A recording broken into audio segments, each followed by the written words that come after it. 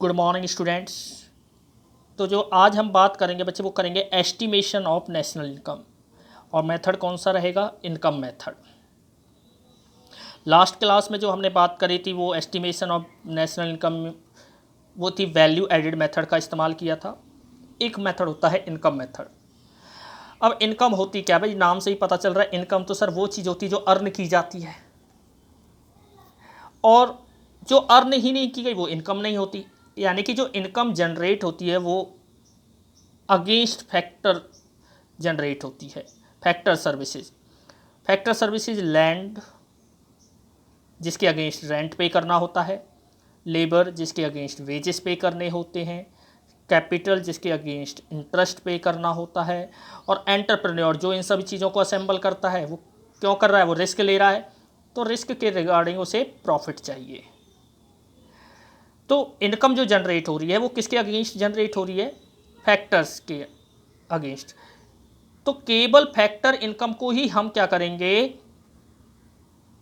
National income निकालते वक्त consider करेंगे। सर जो इनकम, कुछ इनकम ऐसी भी होती है क्या जो फैक्टर्स के अगेंस्ट जनरेट नहीं होती? यस, कुछ इनकम ऐसी होती है जो नॉन फैक्टर इनकम, यानी कि जो फैक्टर्स के अगेंस्ट जनरेट नहीं होती, उन इनकम को हम क्या कहते हैं? Transfer income. और ट्रांसफ़र इनकम को हम यहाँ पर कंसीडर नहीं करेंगे। ठीक है जी। अब आते हैं मेथड की बात। तो देखो बेटा, सबसे पहले लेबर को क्या दिया जाएगा? Compensation of employees. जहाँ पर रिलेशन कैसा होगा? एम्प्लॉयर और एम्प्लॉय का होगा। अब लेबर का मतलब ये मत समझना कि सर वो अनस्किल्ड काम कर रहा होगा, नहीं। लेबर का मतलब इकोनॉमिक्स में होता है, लेबर का मतलब है हार्ड वर्क से। एज ए एम्प्लॉय वो हार्ड वर्क कर रहा है, चाहे कोई व्यक्ति मैनेजीरियल वर्क परफॉर्म कर रहा है, चाहे non managerial, skilled, unskilled, technical, non technical, किसी भी तरह का काम परफॉर्म कर रहा है, वो सब किस में आते हैं? लेबर में आते हैं। और लेबर के अगेंस्ट जो दिया जाएगा वो कंपनसेशन ऑफ एम्प्लॉय। अब कंपनसेशन ऑफ एम्प्लॉय यानी कि कुछ भी किसी भी नाम से दिया जाए एम्प्लॉय को, किसके द्वारा? एम्प्लॉयर द्वारा। चाहे वो वेजेस हो सकते हैं, चाहे वो सैलरी का हो, चाहे आप बोनस कहिए। आजकल परक्विजिट भी बहुत चलते हैं। परक्विजिट क्या होते हैं? जैसे पेमेंट इन काइंड, भाई किसी एम्प्लॉयर ने घर प्रोवाइड करा दिया, गाड़ी प्रोवाइड करा दी, है ना। इसके अलावा ये जो पेंशन है ये रिटायरमेंट पेंशन है, ये आपकी ओल्ड एज पेंशन नहीं है। अगर क्वेश्चन में ओल्ड एज पेंशन है तो फिर आप उसको कंपनसेशन ऑफ एम्प्लॉय का पार्ट नहीं मानोगे। अब आप कहोगे सर इसी को क्यों मान रहे हैं? रिटायर होने के बाद तो कोई काम करता ही नहीं आदमी। बट बच्चे वो जो रिटायरमेंट होने के बाद जो पेंशन उसे मिल रही है वो एम्प्लॉयमेंट की टर्म एंड कंडीशन है, यानी कि जब उसने ज्वाइनिंग करी होगी इस टर्म पे ही की होगी, तो वो इसलिए कंपनसेशन ऑफ एम्प्लॉय का पार्ट माना जाता है। समझ में आ गई कि जब व्यक्ति रिटायर हो जाएगा नौकरी करते करते अपनी सर्विस दे करके, तो ये पहले से ही already term and conditions employment terms में लिखी होगी, ये बातें तब मिल रही है, यानी कि ये कंपनसेशन ऑफ एम्प्लॉय का पार्ट रहेगा। इसके अलावा payment in kind, employer contribution toward social security schemes. Employer contribution, yes, employer क्या करते हैं कि एम्प्लॉय की पीएफ वगैरह में अपना कुछ कॉन्ट्रीब्यूशन देते हैं, उनकी पेंशन फंड्स में कॉन्ट्रीब्यूशन देते हैं। ये सारी चीज़ें क्या आएंगी? अब क्वेश्चन में कई बार एम्प्लॉय कॉन्ट्रीब्यूशन आ जाता है, तो बच्चे एम्प्लॉय कॉन्ट्रीब्यूशन मत करो।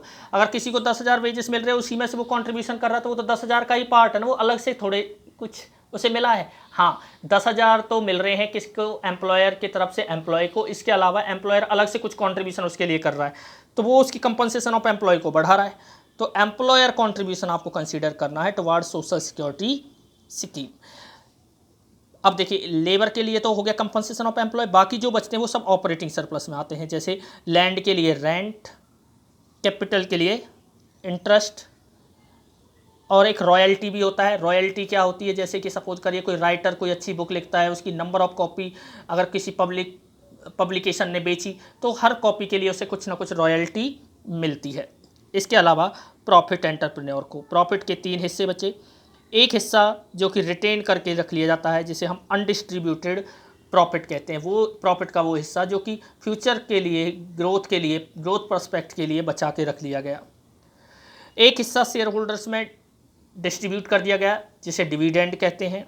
और एक हिस्सा सरकार टैक्स के रूप में प्रॉफिट का लेकर के चली जाती है।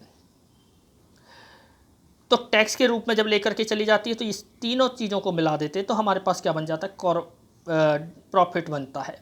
अब आपको एक महत्वपूर्ण जानकारी मैं दूँ यहाँ पर, इंपॉर्टेंट इन्फॉर्मेशन दूँ कि अगर क्वेश्चन में कंपनसेशन ऑफ एम्प्लॉय आपको गिवन है, साथ के साथ आपको वेजेस एंड सैलरी दे रखी है, तो आपको याद रखना है कि आपको वेजेस एंड सैलरी को सेपरेटली जोड़ने की ज़रूरत नहीं है, ऐड ऑन करने की ज़रूरत नहीं है, because wages and salary already include as a part of compensation of employees और उसी के अंदर वो इंक्लूड रहेगी।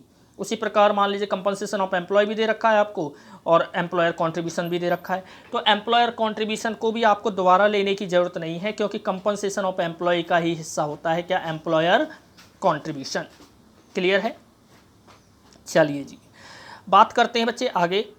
ऑपरेटिंग सरप्लस आपको गिवन है क्वेश्चन में और शायद रेंट भी गिवन है, तो आपको ऑपरेटिंग सरप्लस लेना है, रेंट को अलग से जोड़ने की ज़रूरत नहीं है क्योंकि ऑपरेटिंग सरप्लस अगर गिवन है तो उसमें रेंट ऑलरेडी इंक्लूड रहेगा। ऐसा भी हो सकता है कि आपको क्वेश्चन में प्रॉफिट गिवन है और डिविडेंड भी गिवन है, तो आप याद रखना कि भाई प्रॉफिट का पार्ट डिविडेंड होता है, तो आपको डिविडेंड को अलग से जोड़ने की ज़रूरत नहीं है, आपको डिविडेंड को नहीं जोड़ना, केवल प्रॉफिट की वैल्यू में ही आप मानोगे कि डिविडेंड इंक्लूड है। फिर आती है बच्चे mixed income of self employed. कुछ सोल प्रोप्राइटर ऐसे बिजनेसमैन भी होते हैं जिसका मतलब जिनका कैपिटल भी अपना होता है, लेबर भी खुद ही कर रहे होते हैं, लैंड भी अपनी होती है, तो सब कुछ उन्हीं को मिलता है और इसी को क्या कहते हैं, mixed income of self employed. ठीक है, इन तीन मेजर हेडिंग्स को जोड़ने पर आपके पास आएगा compensation of employees, operating surplus, mixed income of self employed. तो क्या निकल के आ जाएगा आपके पास, NDP एट FC यानी कि डोमेस्टिक इनकम, और नेशनल इनकम को हम क्या कहते हैं, NNP एट FC कहते हैं। क्या कहते हैं, NNP एट, ठीक है। अब आपको अगर मान लो NNP FC निकालना है तो आप क्या करोगे, NDP एट FC प्लस में NFI है, क्योंकि नेशनल नेट और नेट सेम है, नेशनल और डोमेस्टिक का अंतर है, तो डोमेस्टिक में अगर हम net factor income from abroad जोड़ दें तो क्या आ जाता है, नेशनल बन जाता है।